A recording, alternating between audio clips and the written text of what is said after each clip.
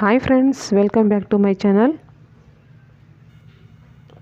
ಈ ಒಂದು ವಿಡಿಯೋದಲ್ಲಿ GPSTR, HSTR ಹಾಗೂ PSTR ಮತ್ತು TETಗೆ ಸಂಬಂಧಪಟ್ಟಂತಹ ಮತ್ತು ಬೇರೆ ಕಾಂಪಿಟೇಟಿವ್ ಎಕ್ಸಾಮಲ್ಲಿ ಕೂಡ ಕೇಳಿ ಬರುವಂತಹ ವಿಜ್ಞಾನಕ್ಕೆ ಸಂಬಂಧಪಟ್ಟಂತಹ ಕೆಲವು ಪ್ರಶ್ನೆಗಳನ್ನು ನೋಡ್ತಾ ಹೋಗೋಣ.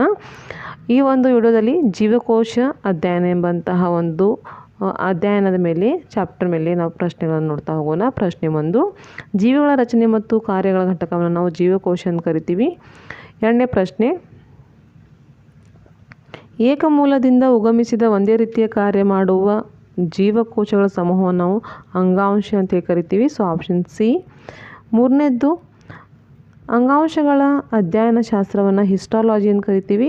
ಆಪ್ಷನ್ ಸಿ ಸರಿ ಉತ್ತರ. ನಾಲ್ಕನೇ ಪ್ರಶ್ನೆ, ನಿರ್ದಿಷ್ಟ ಕಾರ್ಯವನ್ನು ಒಟ್ಟಾಗಿ ನಿರ್ವಹಿಸುವ ವಿವಿಧ ಅಂಗಾಂಶಗಳಿಂದಾದ ರಚನೆಯನ್ನು ನಾವು ಅಂಗ ಅಂತ ಕರಿತೀವಿ. ಸೊ ಆಪ್ಷನ್ ಡಿ ಸರಿ ಉತ್ತರ. ಅದೇ ರೀತಿಯಾಗಿ ಐದನೇ ಪ್ರಶ್ನೆ, ವರ್ಧಕಗಳ ಜೀವಕೋಶಗಳು ಏನು ಮಾಡ್ತಪ್ಪ ಅಂದ್ರೆ ವಿಭಜನೆಗೊಂಡಾಗ ಹೊಸ ಕೋಶಗಳನ್ನು ಕೊಡುತ್ತವೆ. ಸೊ ಆಪ್ಷನ್ ಡಿ ಸರಿ ಉತ್ತರ. ಆರನೇ ಪ್ರಶ್ನೆ, ತೆಂಗಿನಕಾಯಿಯ ಗಟ್ಟಿ ಕವಚದಲ್ಲಿ ಕಂಡುಬರುವ ದಪ್ಪ ಕೋಶ ಭಿತ್ತಿಯುಳ್ಳ ಕೋಶವನ್ನು ನಾವು ನಿಗ್ಲಿನಿಂದ ಗಟ್ಟಿಯಾಗಿರ್ತೈತಿ. ಸೊ ಆಪ್ಷನ್ ಎ ಸರಿ ಉತ್ತರ. ಏಳನೇ ಪ್ರಶ್ನೆ, ಈ ಕೆಳಗಿನವುಗಳಲ್ಲಿ ಏಕಕೋಶೀಯ ಜೀವಿ ಅಮೀಬಾ.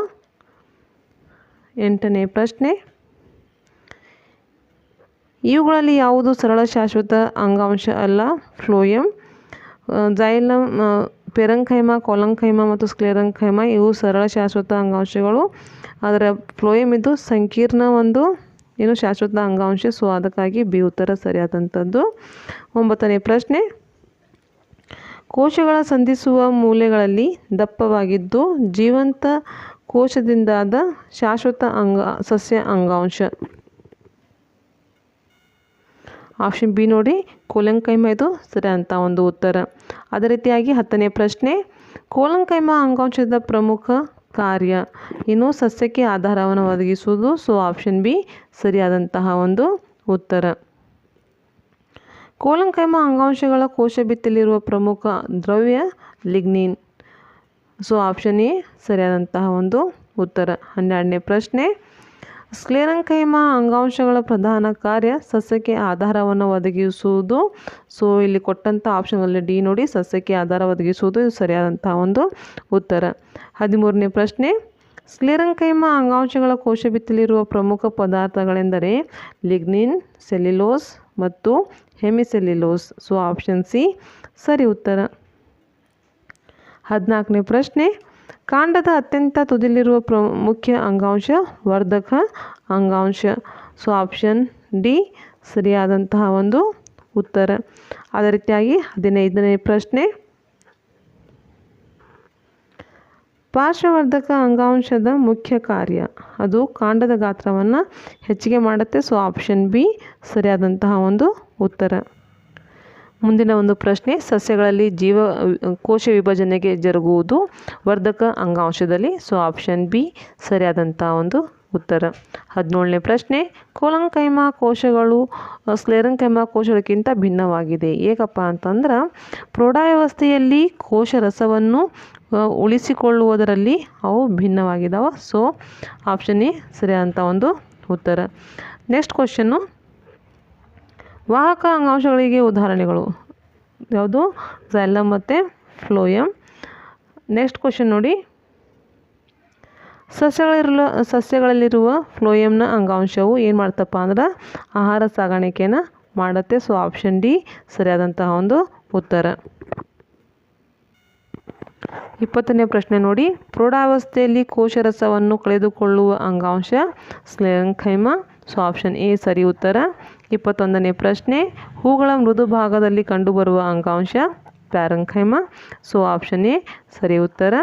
22ನೇ ಪ್ರಶ್ನೆ ನೋಡಿ, ಪ್ಯಾರೆಂಕೈಮಾ ಅಂಗಾಂಶ ಪ್ರಾಥಮಿಕ ಅಂಗಾಂಶವಾಗಿದೆ ಏಕೆಂದರೆ ಇದು ಕೋಶ ವಿಭಜನಾ ಶಕ್ತಿಯನ್ನು ಉಳಿಸಿಕೊಳ್ಳುತ್ತವೆ, ಹಾಗೆ ಹೇಳ್ತಾರೆ ಅದನ್ನು. ಸೊ ಆಪ್ಷನ್ ಬಿ ಸರಿ ಉತ್ತರ.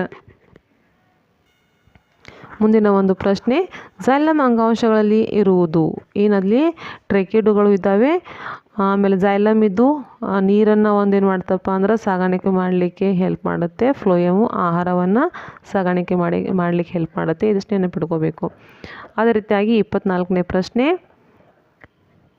ಜೈಲಮ್ ಮತ್ತು ಫ್ಲೋಯಮ್ಗಳು ಇವು ಸಂಕೀರ್ಣ ಶಾಶ್ವತ ಅಂಗಾಂಶಗಳು.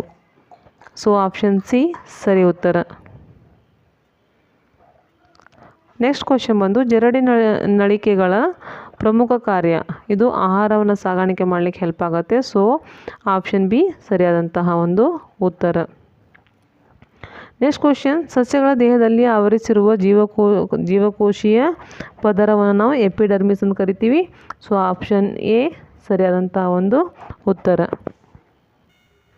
ಮುಂದಿನ ಒಂದು ಪ್ರಶ್ನೆ, ನಾರು ಎಂದು ಸಾಮಾನ್ಯವಾಗಿ ಕರೆಯಲ್ಪಡುವುದು ಯಾವುದನ್ನಪ್ಪ ಅಂದ್ರೆ ಸ್ಕ್ಲೆರೆನ್ಕೈಮಾವನ್ನು. ಸೊ ಕೊಟ್ಟಂತಹ ಆಪ್ಷನ್ಗಳಲ್ಲಿ ಡಿ ಇದು ಸರಿಯಾದಂತಹ ಒಂದು ಉತ್ತರ.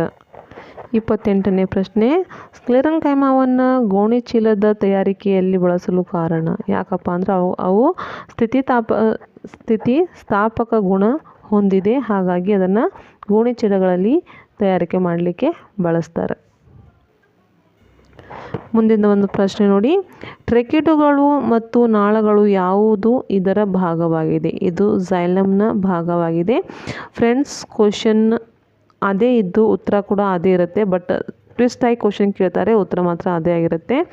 ಜೈಲಮ್ ಬಗ್ಗೆ ಕೇಳಿ ಅದರ ಭಾಗಗಳು ಕೇಳಿದಾಗ ಅದನ್ನು ಬರೀಬೇಕಾಗತ್ತೆ. ಭಾಗಗಳನ್ನು ಕೊಟ್ಟು ಯಾವುದು ಅಂತ ಕೇಳಿದಾಗ ಜೈಲಮ್ ಅಂತ ಹೇಳಬೇಕಾಗತ್ತೆ. ಹಾಗಾಗಿ ಓದಲಿಕ್ಕೆ ಯಾರೆಲ್ಲ ಸ್ಟಾರ್ಟ್ ಮಾಡಿರಿ CET ಕ್ಲಿಯರ್ ಮಾಡಲಿಕ್ಕೆ, ಅವರೆಲ್ಲ ಕ್ವಶನನ್ನು ಅರ್ಥ ಮಾಡಿಕೊಂಡು ಗ್ರಹಿಸ್ಕೊಂಡು ಅದರ ಒಂದು ಪಾಯಿಂಟ್ಸನ್ನು ಮಾಡ್ಕೊಂಡ್ಬಿಟ್ರೆ ತುಂಬಾ ಹೆಲ್ಪ್ ಆಗುತ್ತೆ.